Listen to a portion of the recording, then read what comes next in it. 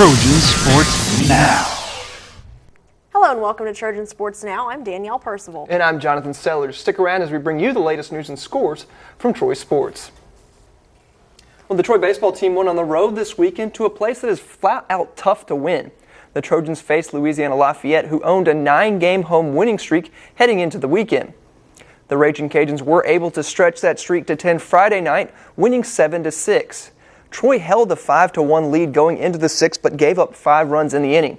Trey Santos had 2 homers in the loss, while Logan Pierce added 3 hits. Saturday, the Trojans struggled to get anything going in a 9-2 loss. Louisiana's Seth Harrison had 2 home runs and 6 RBIs, while Austin Robichaux threw a complete game and struck out 8 Troy batters. Troy avoided the sweep Sunday as Shane McCain had a complete game effort in a 10-4 win. Troy got on the board early with 4 runs in the first and never looked back. Josh McDormand had 4 hits, while Matthew Howard added 3. While McCain gave up 14 hits, Coach Bobby Pierce was happy with the way he threw. Complete game, another great performance from Shane McCain. They did have 14 hits. We had 16, but 14 against McCain's a big number with the way he had pitched, 5-0 going into the game, now 6-0. But he pitched really good. He kept things under control from a very hot-hitting team that's played great at home. And the Trojans were back home on Tuesday looking for a season sweep of Jack State. Taylor Burke lets us know whether the Trojans were able to whoop Jack State. The Trojan baseball team had a 6-game home winning streak and extended it to 7 home wins in a row following a 7-run 4th inning that propelled the Trojans to an 8-4 win over Jacksonville State. It's always good to sweep Jacksonville State, especially for the old fans that know what the rivalry really was. And Coach Smart being one of those. So it's always good to get that done. Troy scored 8 runs on 12 hits, including the big 7-run 4th inning. However, Troy scored just 1 run in one other inning, getting blanked in 6 innings by Jacksonville State.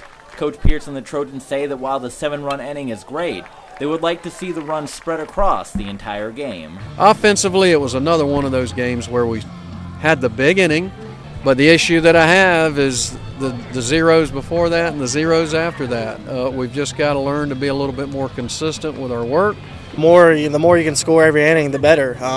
Even if it's like if we added up to 7 in the rest of the innings, that'd have been good because kind of puts them down a little bit more. But basically, we just we're swinging a little bit out of the zone right now, and that's easily correctable. But most of the time it's easier said than done. On the hill for Troy picking up the win was Ryan Sorsey, who is now 4-0 on the year after missing all of last season with Tommy John surgery. Sorsey had 7 strikeouts in the game, allowing 1 run on 5 hits. I felt comfortable the more I went out there. The first inning was a little rough, leaving the ball up in the zone a little bit, but as the game went on, I got more comfortable getting the ball down the zone, letting them get themselves out. Coming off the surgery year, we were being a little passive with him. Now, we had an 8-1 lead. So, if it's a 4-3 game at that time or 2-1 game at that time, he probably goes out there in the 6th. But the game set up nicely for him to get his work done and get out and give us an opportunity to get some other guys in there. Taylor Burke, Trojan Sports Now. And Wednesday night, the Trojans were at Sanford and put together a big offensive night, winning 15-4. Troy had 14 hits, including 5 extra base hits, as well as 9 walks. Logan Pierce was 3 for 4 and scored 4 runs, while Danny Collins and Trey Santos also added 3 hits each. The Trojans are now 23-9 on the year. For the softball team, they were in action at home over the weekend and didn't give up a single earned run in a doubleheader on Saturday. In Game 1, the Trojans got on the board early with 2 runs in the first and second innings for a 4-3 victory. Michaela Hamilton was on the mound for the Trojans and went 5 1/3 innings before giving way to Rachel Rigney, who picked up the save. And then Rigney got the win in Game 2, tossing 3 2/3 scoreless innings in relief of J.C. Felt as the Trojans won the series with a 5-1 victory. So heading into Sunday, the Trojans were looking for the sweep, but Florida Atlantic took the final game of the series 5-3. The game was tied at 2 after 5 innings, but the Owls would send 3 more runners across the plate in the 6th to take the lead and maintain control. Rachel Rigney gave up those 3 runs and was charged with the loss. Sarah Thomas had the start and tossed 4 innings, giving up just 3 hits and 3 walks. Head coach Melanie Davis says her team just has to learn how to bounce back. This is what we were doing earlier on, and we've got to put it together that when the pitcher makes a bad pitch and they smack the ball around, we got to have a great defensive play. And when we give up a walk or we give up an error, then the pitcher's got to get us a strikeout. And we've got to do the little things that you need to do. That's why it's a great team sport. And after having their matchup against Auburn delayed due to weather last month, it turned out it wasn't worth the wait for the Trojans softball team. Auburn allowed only one hit in a 6-1 defeat of the Trojans in Auburn last night. Bailey Blake picked up the lone hit for the Trojans with a line drive single to right field in the third. Troy picked up its only run in the top of the sixth, in part due to 2 Auburn errors after Chandler Griffin reached on a dropped fly ball by the Auburn right fielder. Rachel Rigney took the loss and lasted just 3 2/3 innings. The freshman gave up 6 hits and 4 runs while striking out 3 and walking 3 batters. The women's tennis team easily ran their win streak to 11 with a 7-0 win over Florida A&M last Friday. On Tuesday, the Trojans looked to make it a nice even dozen wins on senior day as they faced Alabama State. The Trojans won once again 7-0 to send seniors Caroline Grimmel and Rosario Ramirez Vega off as winners in their final home match. The win streak is now 12, which is third longest in the country, something Coach Hayes is proud of. You know, they're playing with confidence and they're playing to win. They're playing not to lose, and that makes a big difference. And, you know, now they're in contention to go to the conference tournament and as a top 4 seed and compete for a championship and NCAA berth. And the doubles team of freshman Anya Kosovic and sophomore Candela Muñez-Guerin were honored by the ITA and put into the national doubles rankings at number 90. The men's team lost 2 matches over the past week, falling to South Alabama and Florida A&M. The Trojan track and field team traveled to Auburn over the weekend to take part in the Tiger Track Classic. Nico Freeman and Eddie Lynn highlighted the day on the men's side. Freeman finished second in a strong 100-meter field with a season-best time of 10.4 seconds against the wind. That mark puts Freeman at the top of the Sun Belt Conference performance list this season in the 100-meter, with teammate Benjamin Martin in second, just 4/100ths of a second behind him. Freeman was also part of a 4x100-meter relay team that finished third with a season-best time of 40.67 seconds. Lynn won the discus competition with a season-best throw of 53.8 meters, and that moved him to second place on the Sunbelt performance list. The women's golf team was in action over the weekend at the Rebel Intercollegiate and finished the tournament in 13th place. In the final round on Sunday, Sophia Bjorkman, Sarah Finvik, and Brooke Spinks all shot 74 or better to improve the Trojans' team score by 11 strokes over Saturday. Bjorkman, who was named the Sunbelt Golfer of the Month for March, finished the tournament tied for 19th, and that marks her 9th straight top 25 finish of her senior season. For the men, Philip Brennan and Kyle Thomason led the way for Troy at the Old Waverly Collegiate Championship. Brennan finished tied for 17th at 4 over par, while Thomason shot 6 over par to finish tied in 20th. The rodeo teams had strong finishes in the Northwest Mississippi Community College Rodeo, but for the first time in 2013, the women didn't take home the title. The women finished in second behind the host school, but did win some individual titles. Cassidy Aldridge won the breakaway roping title, and Keisia Smith won the goat tying event. The men's team finished in 6th place at the rodeo, and Nelson Wyatt led the men with a 5th place finish in the steer wrestling. And 2 weeks ago, Phil Cunningham was hired as the men's basketball coach, and one of his first tasks was hiring a coaching staff. Cunningham announced Thursday the hiring of Marcus Grant to join Ben Fletcher as an assistant coach with the team. Grant has spent the last 8 seasons as an assistant at Mississippi State, where he was a player and led the Bulldogs to the Sweet 16 in 1995. Grant then played professionally in Europe for nearly a decade. Grant will join Fletcher, who will be in his 9th season as an assistant at Troy. Well, since football season has ended, we haven't had our normal edition of Trojans in the Pros, but this week we're bringing it back, though it's not the NFL, but the AFL this time around for Jordt Calvin.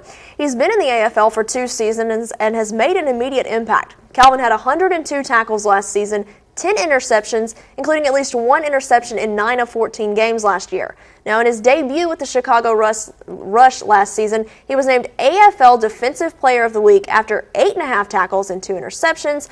So why is he in the news this week? Well, Calvin already has 21 tackles this year and was a big contributor in the Rush's first victory of the season over the San Antonio Talons 48-41. On the Talons' final drive of the game, Calvin was the defender on 4 straight plays to preserve the lead and help his team to the victory. Just saying, if it didn't work the first 2 times, was it really going to work the next 2? So as you can see, Jordan Calvin right now is in third so far this season, and it's not hard to see why. If you're looking at those videos we were just showing you and seeing the plays that this guy can make, Jonathan, he's definitely stepping in and making an impact. Was in the NFL for a couple of seasons, was drafted by the Arizona Cardinals, then played with the Eagles, and then now has been in the AFL, but he's making the push maybe to try and get back into the NFL with how successful he's been. Exactly. We've seen plenty of guys make that jump before, most notably Kurt Warner, who is a quarterback. And first of all, I got to thank Taylor Burke for bringing this to our attention. He's our big AFL guru around here, and he helped get us these highlights, so thank you, Taylor. But as you see, Jordan Calvin really making a name for himself, and as you said, maybe that's a way for him to move his way up to the NFL and get a lot of eyes on him.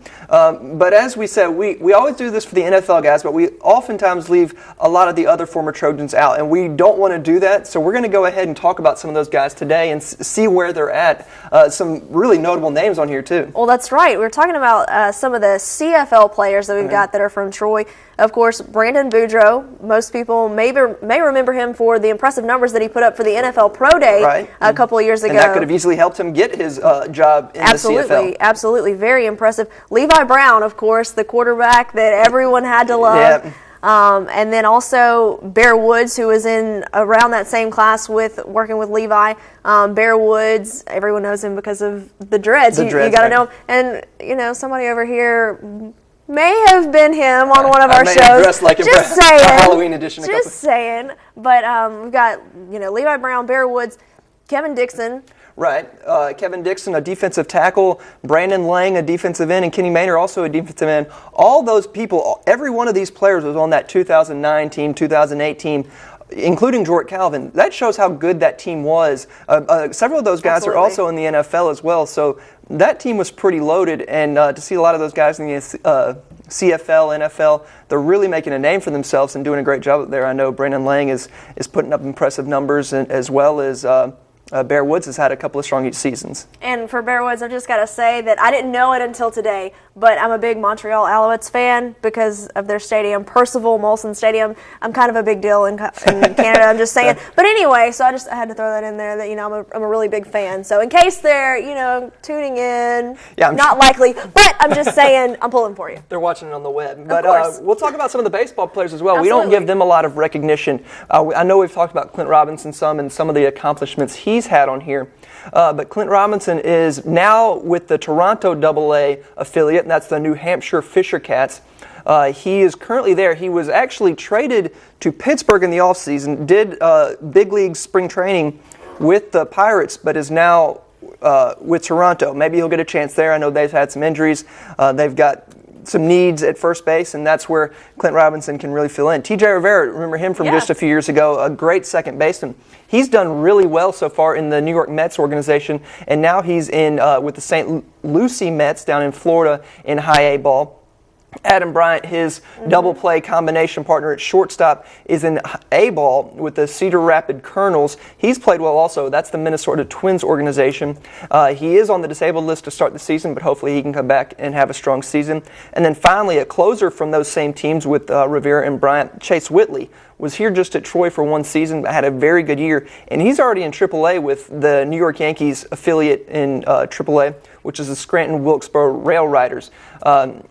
He could easily move up. I know this is Mariano Rivera's last year. He's planning on retiring, so we may see Whitley towards the end of the year, and especially next year when they're trying to look to fill that void at closer and in the bullpen. So very exciting to see what these players can do, and we'll just have to keep an eye on them and still bring them to your attention just to let you know what they're doing. Absolutely. Now that you're all caught up.